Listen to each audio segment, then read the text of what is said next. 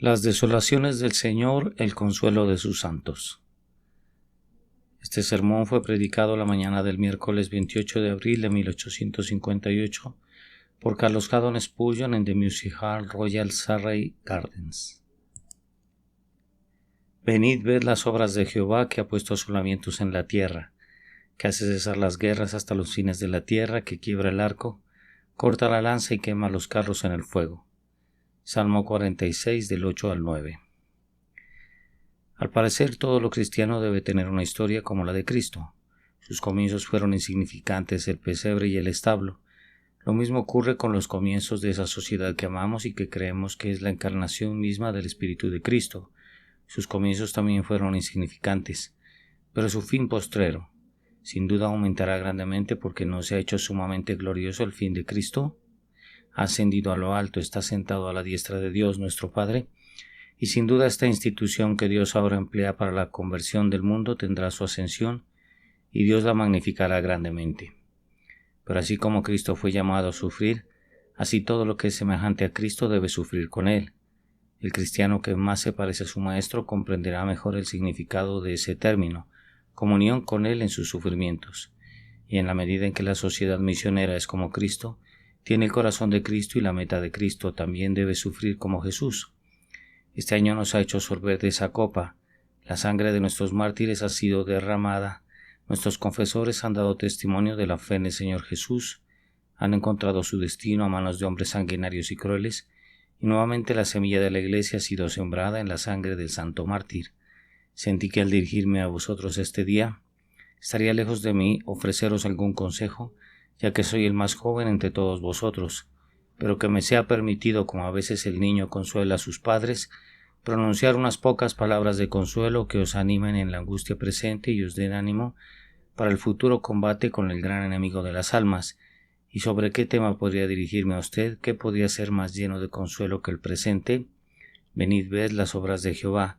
Vuélvete del derramamiento de sangre del hombre y mira a tu Dios obrando, y de las desolaciones de rebelión, matanza y anarquía.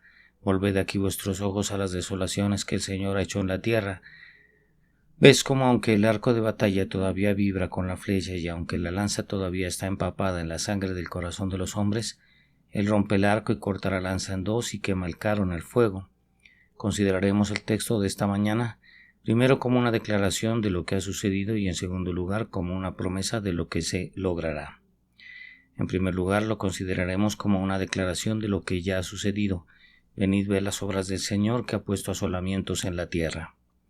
Y ahora comencemos la discusión de esta parte de nuestro tema, invitándolos al triste espectáculo de las desolaciones que Dios en su providencia ha traído en diferentes edades sobre varias naciones. Como se dice del hombre que está lleno de problemas, así es con las naciones, también ellos están llenos de dolores y algunos de ellos muy amargos. Las guerras han devastado países, las plagas han reducido nuestras poblaciones, todo tipo de mal ha barrido a los imperios más poderosos, y muchos de ellos se han visto obligados al fin a ceder ante el ángel destructor y duermen con la poderosa muerte. Sin duda un lamento ha subido de la faz de la tierra cuando las invasiones de los bárbaros han puesto fin a la promesa de la civilización, cuando las ciudades famosas por la cultura de las artes y las ciencias han sido repentinamente saqueadas e incendiadas, cuando las naciones que habían hecho grandes avances en el conocimiento han sido llevados cautivos y se ha hecho retroceder al sol muchos grados en el cuadrante de la historia de la Tierra. Les ruego ahora que vuelvan sus ojos y lean la página de la historia y noten las diversas catástrofes que le han sucedido a este mundo, y apelo a ustedes como personas que tienen entendimiento y que pueden rastrear la mano del Señor en estos asuntos. ¿No han ayudado todas estas cosas para bien? Y hasta ahora las revoluciones, las destrucciones de imperios y las caídas de dinastías no han sido ayudas eminentes para el progreso del Evangelio. Lejos está de nosotros poner la sangre de los hombres a la puerta de Dios. No seamos ni por un momento culpables de ningún pensamiento de que el pecado y la iniquidad han traído la guerra al mundo son de Dios, pero al mismo tiempo, como firmes creyentes en la doctrina de la predestinación y sosteniendo firmemente la gran verdad de una divina providencia, debemos sostener que Dios es el autor de las tinieblas tanto como de la luz, que crea el mal providencial tanto como el bien, y mientras envía la lluvia desde lo alto también es el padre de la tormenta devastadora.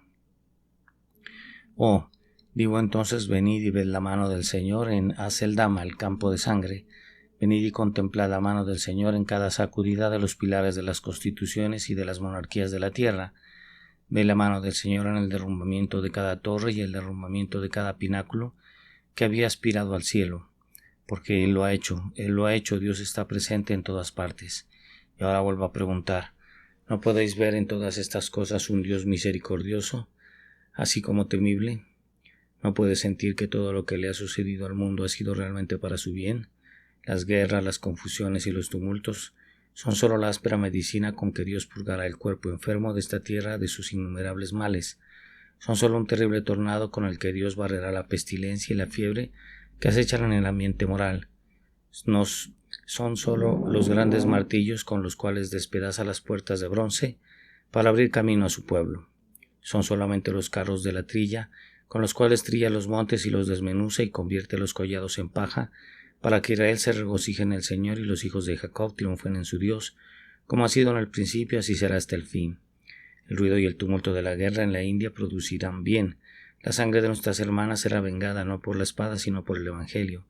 En los dioses rojos como la sangre de la India, el brazo del Señor aún se sentirá. El poder del que está sentado en el trono será reconocido por los mismos hombres que primero en la refriega han blasfemado contra el Dios de Israel. No temamos, no temblamos. El fin de todas las cosas llega al fin, y ese fin ciertamente será el deseado, y toda la ira del hombre no frustrará los designios de Dios. Los problemas pasados nos dan seguridad para el presente y nos consuelan para el futuro. Venid, ved las obras del Señor que ha puesto asolamientos en la tierra.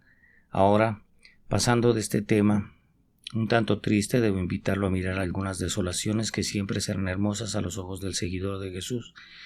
Las desolaciones de la adoración falsa. Qué tema tan agradable. Si tan solo tuviéramos el poder de realmente ampliarlo. Quieren volver sus pensamientos al origen de la idolatría y decirme, si pueden, cuáles eran los nombres de los primeros dioses que los hombres adoraban profanamente. ¿Son conocidos? ¿No están sus nombres borrados de la historia? O si alguno de ellos se menciona, ¿no es un refrán, un silbido y un reproche? ¿Qué diremos de las idolatrías que son de fecha posterior, aquellas que han sido notadas en la Sagrada Escritura y por lo tanto pasadas a la infamia? ¿Quién se inclina ante el Dios de Egipto?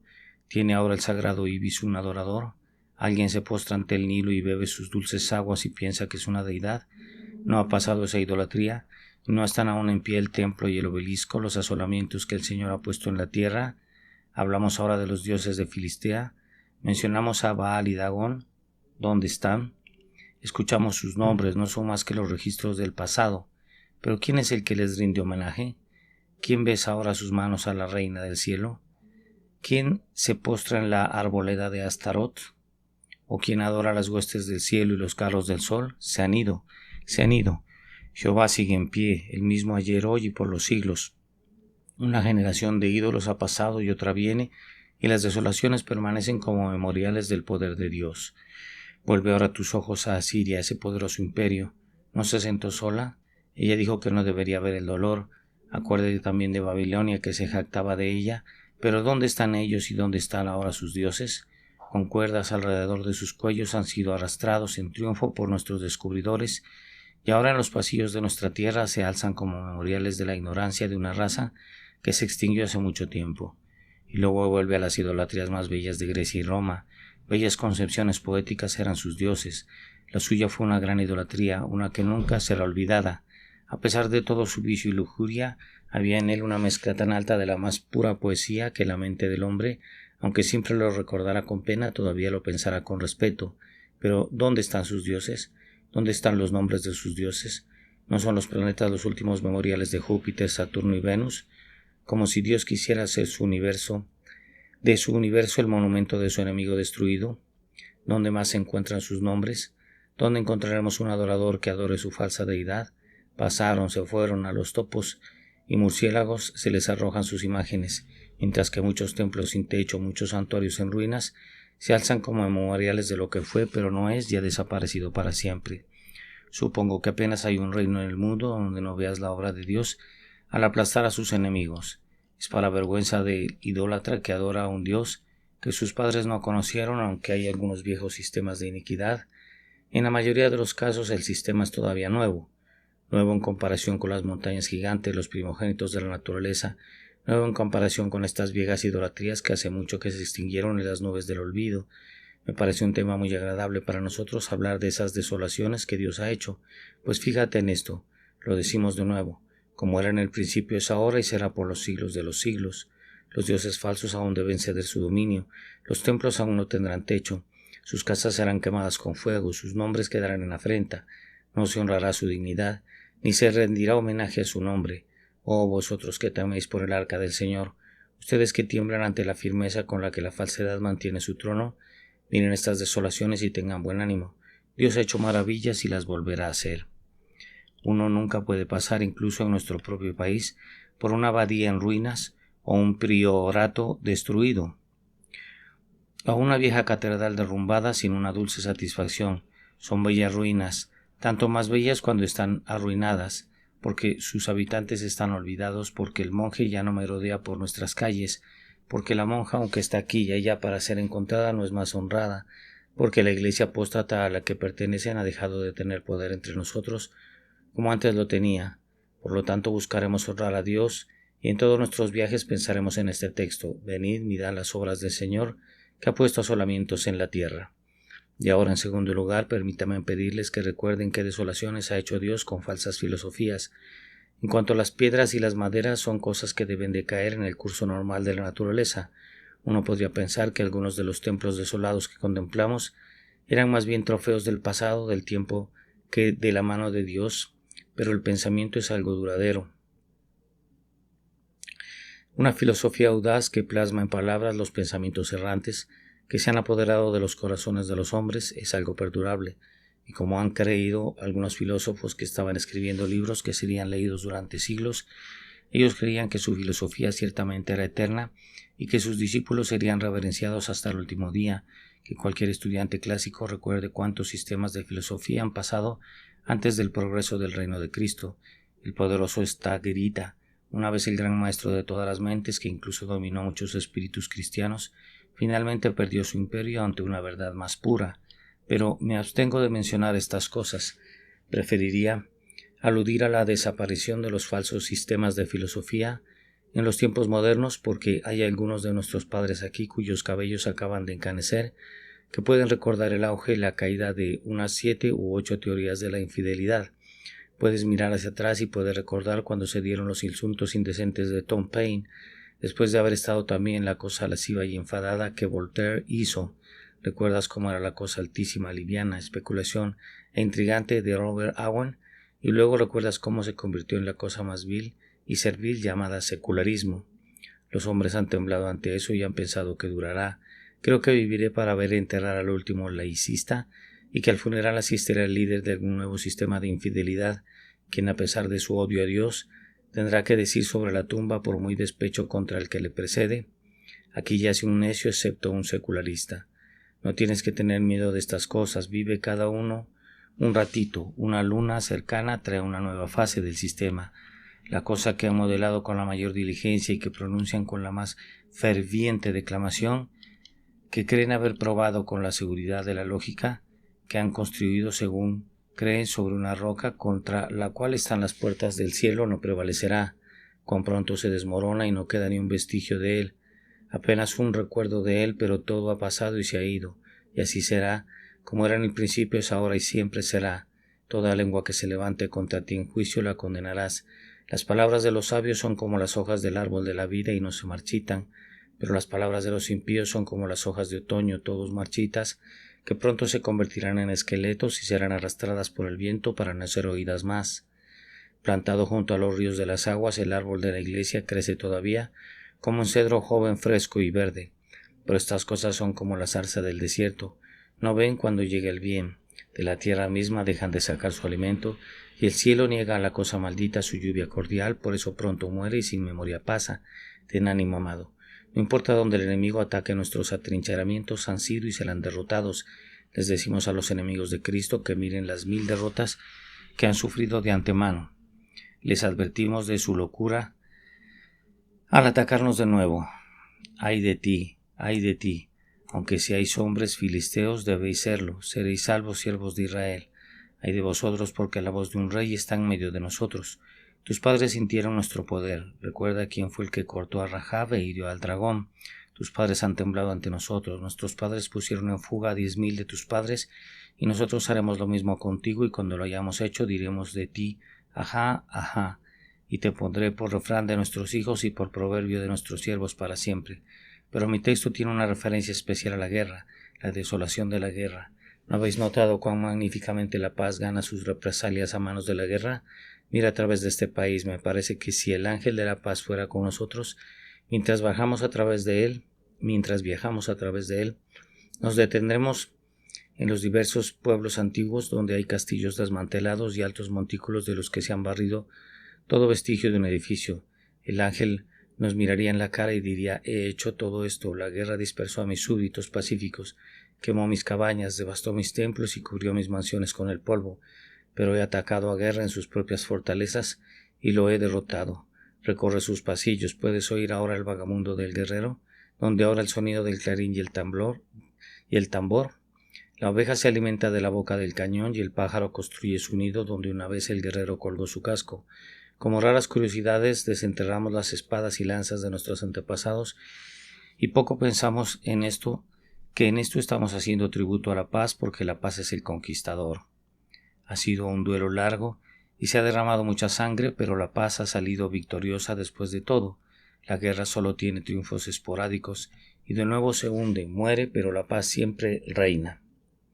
Si fuera echada de una parte de la tierra, en otra morará, y mientras la guerra con mano atareada va levantando aquí un muro, allá un baluarte y allá una torre, la paz con su dedo suave cubre el castillo con el musgo, y la hiedra y come la piedra de arriba y la deja reposar a nivel de la tierra. Creo que este es un buen pensamiento para el amante de la paz. ¿Y quién de vosotros no lo es? ¿Quién de nosotros no debería serlo? ¿No es el Evangelio todo paz? Y no creemos que cuando el Evangelio sea plenamente predicado y tenga su día, las guerras deben cesar hasta lo último de la tierra. Por eso digo, amados hermanos y hermanas, no podemos consolarnos de todos los estallidos recientes de una matanza más sanguinaria y cruel, en el hecho de que Dios ha hecho desolaciones incluso en la guerra.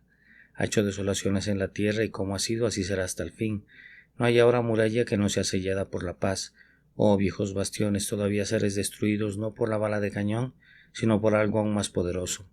Cargados de amor, este día disparamos contra vosotros los grandes cañones del Evangelio de Cristo, y creemos que os conmoverán y sacudirán hasta vuestros cimientos más profundos y os desmoronaréis. O si te paras, serás deshabitado.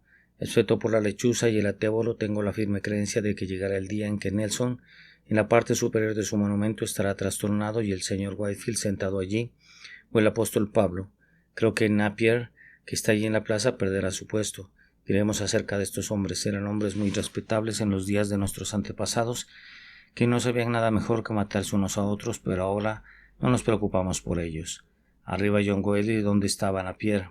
Se ve a alguien más, que era un ferviente predicador del Evangelio, para ocupar el lugar alto, sobre la puerta donde otro guerrero cabalgaba sobre su caballo. Todas estas cosas, los engaños de una era ignorante, las chucherías de un pueblo que amaba el derramamiento de sangre a pesar de su profesión de religión, aún deben ser rotas por hierro viejo y bronce viejo. Toda estatua que está en Londres será vendida todavía, y su precio será echado a los pies de los apóstoles, para que ellos puedan hacer la distribución según la necesidad de cada hombre. Las guerras deben cesar, y cada lugar donde reina la guerra y ahora tienen su gloria, aún deben desaparecer, desvanecerse y marchitarse. Damos todo el honor a estos hombres ahora, porque estos son los días de nuestra ignorancia, y Dios en cierto grado nos guiña un ojo, pero cuando el Evangelio se propague, encontraremos que cuando cada corazón esté lleno de él, será imposible para nosotros tolerar el nombre mismo de la guerra, porque cuando Dios haya roto el arco y quemado el carro, romperemos la imagen y le romperemos la escultura en 1000 pedazos. Pensaremos que cuando el comercio esté hecho, los hombres que lo hicieron bien pueden ser olvidados. Segundo, creo que hay suficiente para alegrar nuestros corazones y animarnos a todos para la gran batalla de Cristo. Los asolamientos del pasado deben llevarnos a esperar que habrá iguales y mayores en el futuro. Y ahora debo mirar mi texto muy brevemente como una profecía que debe ser cumplida. Solo ocuparía innecesariamente su tiempo si volviera a repasar todos mis puntos, porque realmente cada persona será tan competente como yo para discernir cómo lo que ha sido será en un sentido aún más elevado. Pero debemos observar una vez más, al advertir esto como una profecía, la figura de nuestro texto. Era habitual, después de una gran batalla y especialmente si la paz estaba entonces firmemente establecida, que los conquistadores reunieran las armas de los vencidos en un gran montón y luego lo incendiaran todo, como hizo Israel con el botín de Jericó, todo fue consumido. Uno de estos días, cuando Cristo venga en su gloria, cuando los reinos de este mundo lleguen a ser los reinos de nuestro Señor y de su Cristo, por no decir nada que parezca proclamar la segunda venida aquí hoy, aunque con toda firmeza, créanlo, lamento que alguna vez hayamos permitido en cualquiera de nuestras reuniones misioneras cualquier discusión sobre un punto que involucra la fe de una gran parte de nosotros. Hay algunos de nosotros que sostenemos que esta es una doctrina tan querida y preciosa como cualquier otra en la palabra de Dios y por lo tanto pensamos que es injusto que en cualquier momento se diga algo en contra de ella.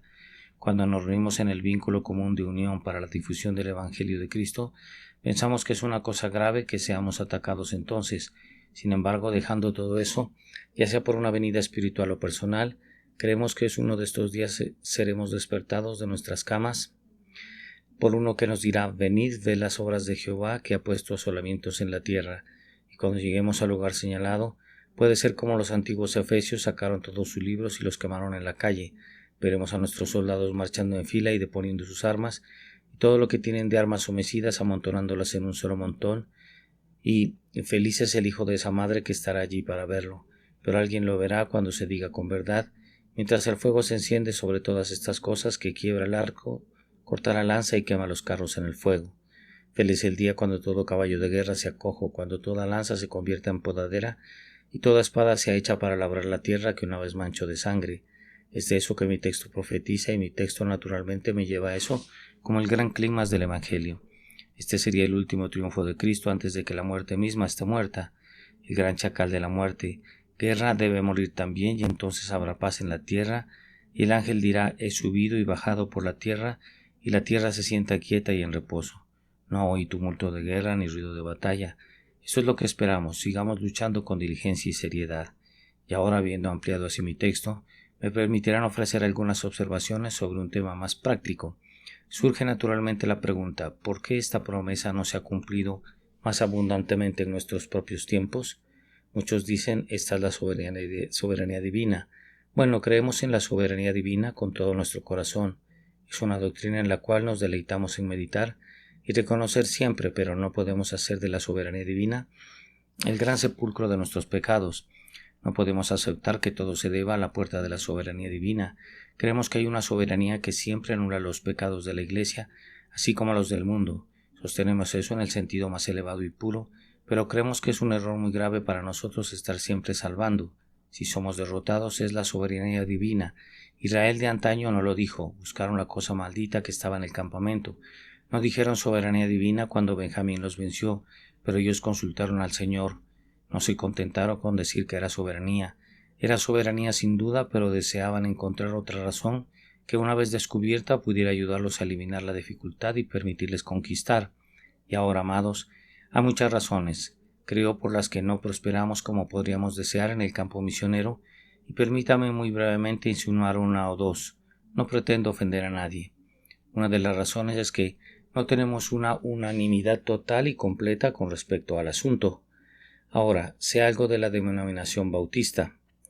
He vagado por todos los condados de Inglaterra bastante bien y he estado en un gran número de iglesias, y me apena ver que hay muchas de nuestras iglesias que aún se mantienen totalmente apartadas del campo misionero. Si se mantuvieran al margen de nuestra sociedad en particular, no me arrepentiría tanto si eligieran tener una propia, pero tampoco tienen una propia. Existe esta gran cosa por la cual los culparía: que tuvieran alguna objeción para unirse con los que creen que son diferentes de ellos en opiniones doctrinales. No solo sería excusable, sino que posiblemente habría ocasiones en que sería loable que cualquiera de nosotros que sostenga firmemente las doctrinas de la gracia de Dios, y que quizás demos mayor prominencia que otros a la verdad tal como lo fue enseñada por Calvino y como creemos enseñada por Cristo. Por lo tanto, no debe tener una sociedad misionera. Es un gran clamoroso pecado.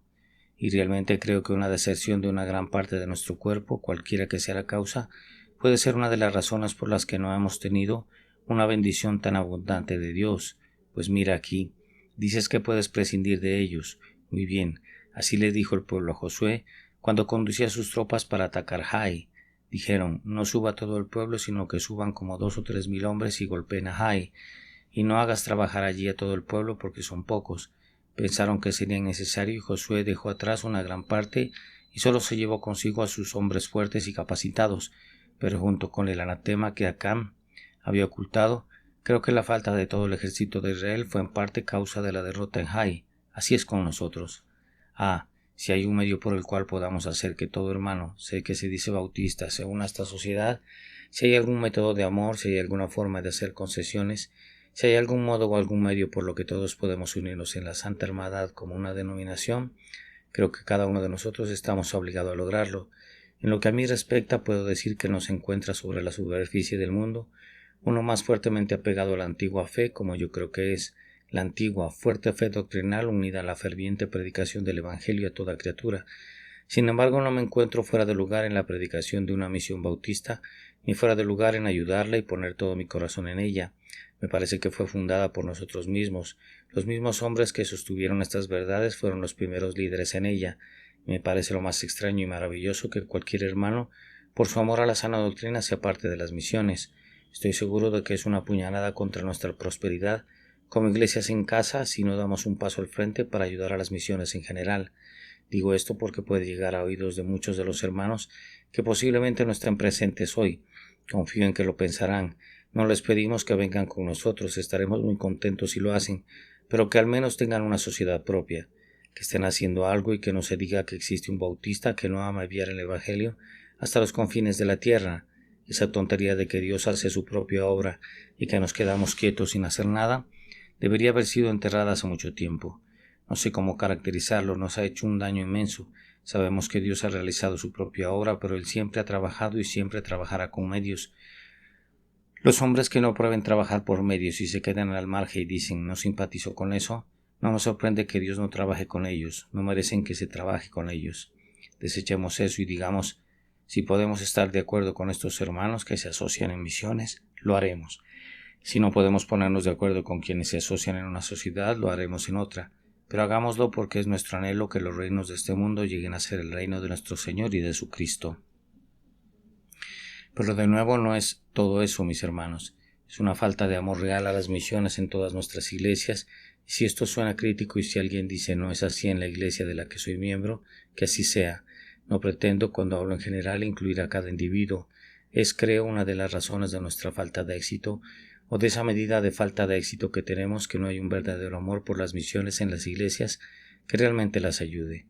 Muchos aman las misiones, aman la causa de Cristo, pero no aman a Sion más que a sus propias casas.